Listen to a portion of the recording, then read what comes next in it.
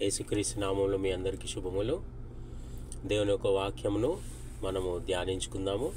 హెబ్రీయులు రాసిన పత్రిక 13వ అధ్యాయము 3వ వచనము. హెబ్రీయులు రాసిన పత్రిక 13వ అధ్యాయము 3వ వచనమును.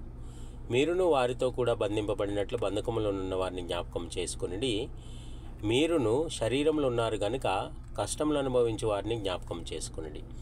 దేవుని యొక్క వాక్యంలోని సెలవిస్తుంది ఏంటంటే, బంధకంలో ఉన్నవారిని జ్ఞాపకం చేసుకోమని.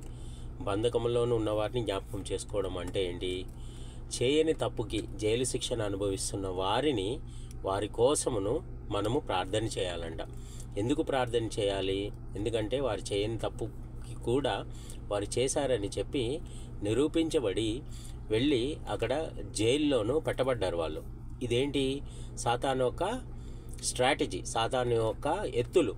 అయితే సాతాను ఒక తంత్రములు ఎరిగిన వారై మీరున్నారు అని చెప్పి ఉంది. మనం సాతాను యొక్క తంత్రములు ఎరగని వారము కాదు, ఎరిగిన వారము.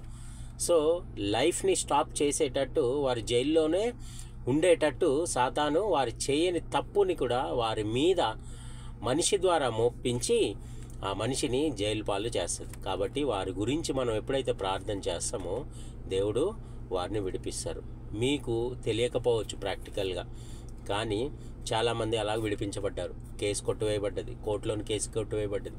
సో దేవుడుని వేడుకుంటే కనుక ఆయన మహాజ్ఞాని, గొప్ప శక్తిమంతుడు, అన్నిటికంటే న్యాయాధిపతుల కంటే గొప్ప న్యాయాధిపతి, రాజులకు రాజు, ప్రభువులకు ప్రభు. ఆయన ఆర్డర్ లేనిదే ఏది జరగదు.